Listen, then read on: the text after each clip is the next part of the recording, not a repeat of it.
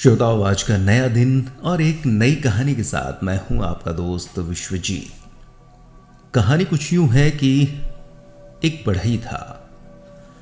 उस बढ़ई के लिए वो दिन बड़ा खराब था।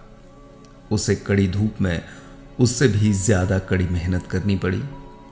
उसके एक दो औजारों ने भी जवाब दे दिया और आखिर में काम खत्म कर जब वो अपनी चीजों को बोरे में भरकर मोटरसाइकिल पर बैठा तो पता चला कि दोनों पहिए पंक्चर पड़े हैं।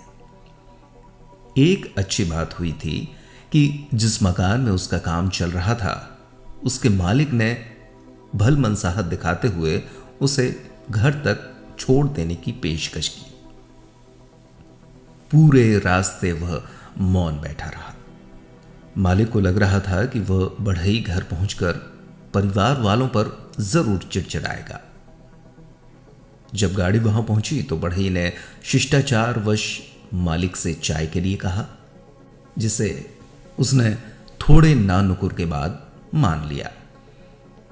जब वे दोनों घर के आंगन से गुजर रहे थे तो बढ़ई ने आगे बढ़कर वहां लगे एक पेड़ की डाली को दोनों हाथों से पकड़ लिया।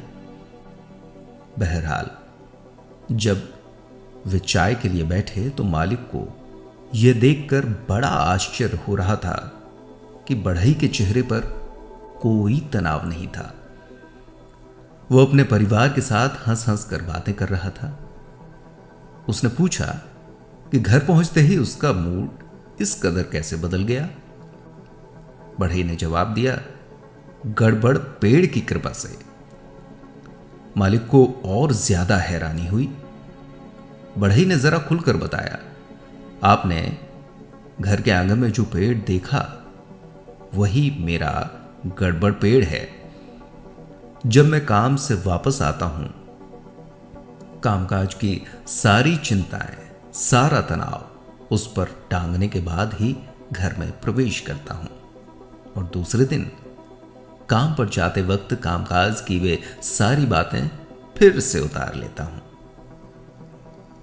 यानी कि घर घर ही है और कार्यस्थल काम की जगह। अगर एक व्यक्ति की परेशानियों को दूसरी जगह ले जाएंगे तो न घर में सुख शांति रह पाएगी और न ही कार्यस्थल में ढंग से काम हो पाएगा। तो आप भी बनाएं कुछ ऐसा ही गड़बड़ पेड़ और पूरी परेशानियों को टांग दें और रात सुकून के साथ जिएं। ये कहानी बस इतनी ही।